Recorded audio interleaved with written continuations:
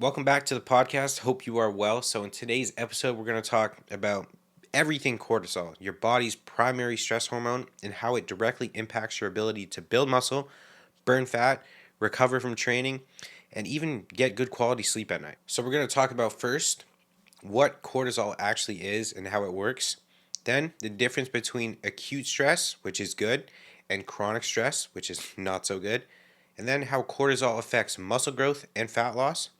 And then we'll finish up with the role of micronutrients in cortisol regulation, then how we can optimize our cortisol levels with lifestyle, nutrition, and supplementation. So, cortisol, the stress hormone, definitely heard of it, plays an important role in not only how you feel and how you perform, but also how you look. So, if you're keen on optimizing your health, fitness, and your physique, first, understanding at least the basic function and effects of cortisol is important. So, as the primary stress hormone, cortisol is integral to the hypothalamus pituitary adrenal axis, otherwise known as the HPA axis, which acts as the command center for your body's stress response. When faced with stress, be it from an intense workout, a heated argument, poor nutrition, your brain's hypothalamus releases corticotropin releasing hormone, CRH, and this hormone signals the pituitary gland to secrete adrenocorticotropic hormone, ACTH, which is what you'll most commonly see it as, which in turn prompts the adrenal glands located at the top of your kidneys to then release cortisol into your bloodstream. Now, the impact of cortisol release varies based on the duration and intensity of stress. Short-term stress triggers brief spikes in cortisol levels, which are actually good and necessary for survival. And these spikes are what enhance mental alertness. They increase glucose availability to power your brain and muscles, and they help manage inflammation, therefore aiding in quick recovery and immune response. But prolonged exposure to stress leads to sustained high levels of cortisol, which is detrimental. Our bodies were designed to handle stress in short bursts. Think running away from a tiger in the wild or reacting in a fight or flight scenario like that, not the continuous stressors of what we experience in modern life, like poor sleep, disrupted light and dark cycles due to blue light, which is big, or just constantly stimulated on our phones, another one. And today's very fast-paced world, many of us wake up, we do, already stressed from a poor night's sleep. We then rush through a hectic morning, and then boom, straight on the phone. Maybe you see something that induces a stress response as soon as you wake up. If you just roll over and look at your phone, then you got your work or your school deadlines, all compounded maybe with training and maybe a calorie deficit as well. And that's that constant stress that doesn't allow cortisol to return to baseline. Then, when cortisol levels are persistently high, they start to impact your body quite negatively. Excess cortisol can lead to muscle breakdown for energy. It can disrupt sleep even further. It can promote fat storage due to its impact on insulin and blood sugar. It can 100% suppress testosterone. You can think of testosterone and cortisol of like a yin yang. If cortisol is up constantly, testosterone will be suppressed, and vice versa. And growth hormone production is well essential for muscle growth and fat loss, and leave you feeling pretty exhausted. You could feel mentally drained and constantly craving quick energy fixes like caffeine just to get through the day. So while cortisol itself is not the enemy, since it is essential for survival, the problem occurs only when it's elevated for too long without adequate recovery periods. And cortisol does not distinguish between physical and psychological stressors. It treats literally both the exact same as threats to your survival. But it's important to recognize that not all cortisol release is detrimental. In fact, cortisol is vital for helping you handle acute stress effectively, which can actually enhance your performance and health. Acute stress, referring to short-term, immediate stressors that require a quick response from your body, like during a training session, a presentation at work, or reacting fast, a potential accident, swerving out the way. I had to do one of those on my motorcycle the other day.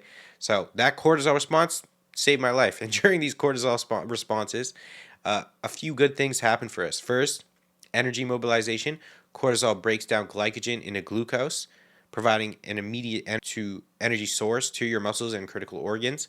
The second is enhanced cognition. So it improves your brain's ability to focus, analyze, and react quickly to the situation at hand, essentially heightening your alertness. It also temporarily suppresses functions like digestion, redirecting energy to essential survival tasks. And in the short run, cortisol acts as an anti-inflammatory. So this acute response is beneficial and necessary for growth and adaptation, just like during resistance training. Now, chronic stress, when cortisol is constantly elevated, is not so great and will lead to, like I said, muscle breakdown, because unlike acute stress, which can stimulate muscle growth, Chronic cortisol exposure can lead to muscle protein breakdown, which over time will diminish muscle mass, fat storage, because high cortisol levels enhance lipoprotein lipase activity, the enzyme responsible for storing fat. Then there's sleep disruption, as cortisol is naturally supposed to decline at night, allowing your body to enter deep restorative sleep stages.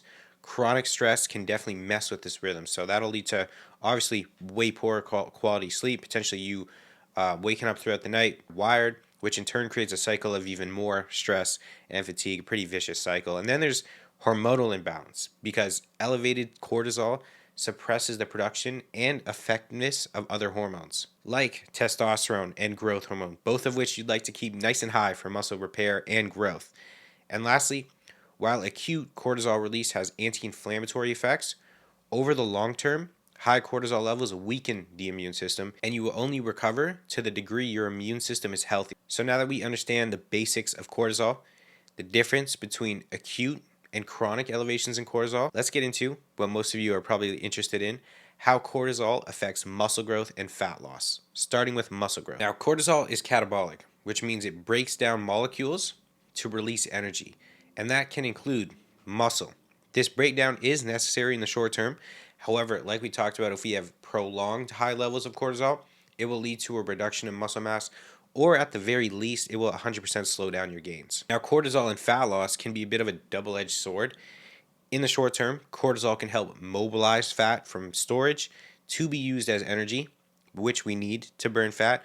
But if cortisol, again, remains chronically high for too long, it leads to, first, increased appetite, and often for foods that are high in fat and sugars, because this is your body's way of trying to replenish its energy reserves. And second, it also affects your metabolism directly by promoting insulin resistance, which over time makes it even harder to lose fat and will also increase inflammation and keep blood sugar elevated, all working against fat loss. So now we know the basics, we know how it works. Let's get into how we can manage cortisol to avoid all of the negative outcomes when it's chronically elevated and get all the positive outcomes. So it's going to start with your nutrition, more specifically your micronutrient intake. First off, there's some key vitamins and minerals that we don't want to be deficient in. Magnesium is often highlighted as a critical mineral for managing stress and, by extension, cortisol. It's also essential for over 300 enzymatic reactions in the body, including those that regulate muscle function and nervous system balance. And a lack of magnesium is linked to a higher baseline of cortisol. And magnesium is also critical for ATP production, which is the energy currency of your cells. Then we have vitamins like vitamin C, which is not only important for the immune system, but also for adrenal gland function and helps modulate cortisol responses to stress. Then there is B vitamins like B5, B6, and B12, which are foundational for adrenal health essentially. They aid in the production of neurotransmitters as well. And deficiencies in these vitamins can lead to an impaired stress response, making it more difficult for your body to recover from stress properly. Zinc also plays a role in maintaining hormone balance, including the regulation of testosterone and cortisol. So getting in adequate zinc can help keep your body's stress responses in check, and then therefore preventing excessive cortisol production. And then we got sodium and potassium, which are essential electrolytes that help regulate fluid balance. They regulate blood pressure, as well as overall cellular function. They also support adrenal health, and imbalances or deficiencies can increase physiological stress on your body, increasing cortisol levels completely unnecessarily. Then we got omega-3 fatty acids, which are something we all should get in at least 2 to 3 grams of total EPA and DHA per day. And they are powerful anti-inflammatory agents that can help reduce that systemic inflammation that often exacerbates chronic cortisol elevation. They also support cognitive function and insulin sensitivity as well. They also improve your resting metabolic rate, which, if you're watching this for fat loss, that's a pretty cool one. And it improves your body's overall resilience to stress, as well as aiding in stress management. So the first step and the best way to address any of these potential deficiencies is initially through a well-rounded diet. Whole, nutrient-dense foods, 2 to 3 servings of different fruits and vegetables per day to cover your micronutrient needs. And then you're ruling out you're not in a prolonged deficit and you're eating enough carbs, because they modulate cortisol as well. And if you do that, at least your diet is not the limiting factor when it comes to cortisol regulation. Now, what will arguably move the needle the most is what we can do lifestyle-wise. First has got to be adequate sleep. Sleep deprivation will elevate cortisol the following day quite significantly. So aiming for 7 to 9 hours of quality sleep each night by establishing a consistent sleep schedule, number one, creating a good sleep environment, dark, quiet, and cool, and reducing blue light exposure and bright light before bed will all contribute to better sleep. Next is improving stress resilience and our ability to manage stress. And one of the best ways to manage cortisol is, don't call me a monk, but I do this through mindfulness and relaxation techniques, which have been scientifically proven to reduce cortisol levels quite substantially. So, incorporating just 5 to 10 minutes per day of breath work or meditation can significantly lower your baseline cortisol and improve your ability to cope with stress as well. Same exact thing with just spending time outdoors in nature for 20 to 30 minutes each day can also lower cortisol pretty dramatically. They even did a study where people walked and looked at nature when they walked, and they noticed a way bigger drop in cortisol than the group that just was on their phone. Then we have journaling and practicing gratitude, which are all other powerful tools if you're into that as well. I don't journal or do gratitude, but I do 10 minutes of meditation every morning and 2 minutes of breath work using the State app before each one of my meals.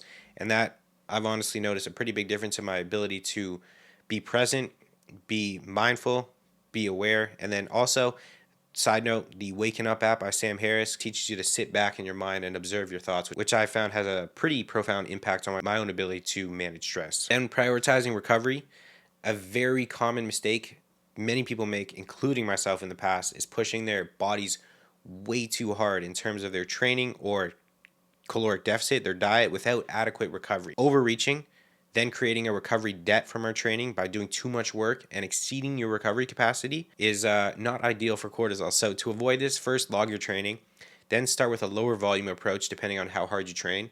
The harder you train and more accurate you are, the less sets you'll need. It's kind of like throwing darts. The better you are, the less darts you have to throw. So keep that in mind if you're feeling fatigued. If your strength is going down, might be a good idea to either take a deload week where you either take a full 3, 4, maybe 5 days out of the gym, or a week where you cut your sets in half and train 3 to 4 RIR to allow your body to recover fully. Or if you're just needing to deload way too often, you're definitely overtraining, so I'd reduce the number of sets you're doing. Now, this next one is very important and something, honestly, I wish I understood a lot sooner, and that's optimizing your circadian rhythm, because cortisol naturally follows a daily rhythm. It peaks in the morning to help you wake up, which is good.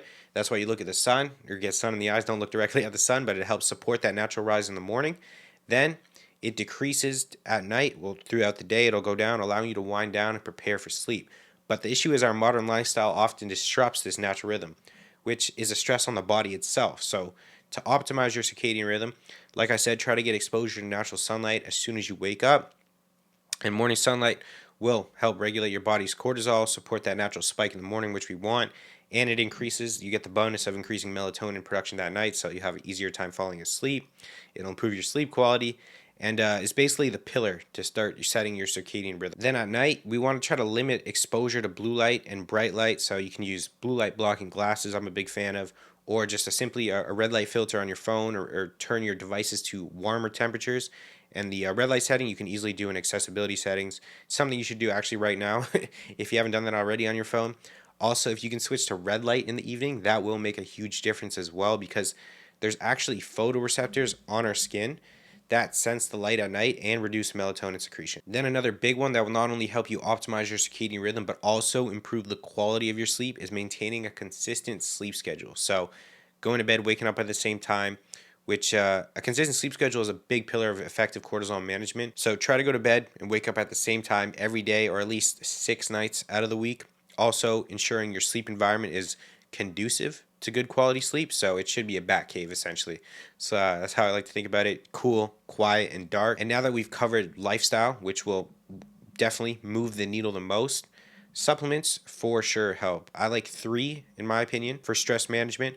The first, phosphatidylserine, which can lower the cortisol response to stress. Ashwagandha, KSM 66, pretty popular one, helps to modulate your response to stress and has been shown to effectively reduce cortisol levels. I'm pretty sure the most out of any adaptogen, again, specifically KSM 66, that's the most studied form. Then, honestly, my favorite out of the 3, rhodiola rosé, also an adaptogen, and I like it because if cortisol is too low, rhodiola will bring it up, and if cortisol is too high, it will bring it down. And it has a 6-hour half-life, so I'll take 3 a day on stressful days for that extra layer of stress resilience. So that wraps up today's episode on cortisol. You now know the difference between acute and chronic stress, how it plays a role in muscle growth and fat loss, and how we can optimize cortisol so it isn't constantly elevated, and most importantly, working with us to achieve our goals. So I hope you enjoyed, and I'm going to see you guys in the next one. Peace.